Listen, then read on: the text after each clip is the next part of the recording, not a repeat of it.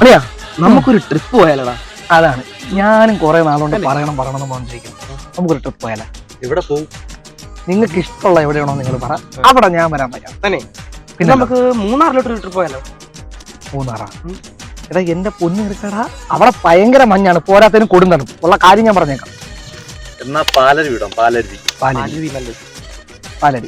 എടാ നിനക്കൊക്കെ പ്രാന്താ, ഭയങ്കര വെള്ളമാണ് അവിടെ. കാണും പോയി ഇനി മുങ്ങി ചത്തി കഴിഞ്ഞാൽ പോരാത്തതിനും പനിയും ജലദോഷം കൂടെ പിടിക്കും. ഉള്ള കാര്യം ഞാൻ തന്നെ. നമുക്ക് ചെടായി പോയാലോ?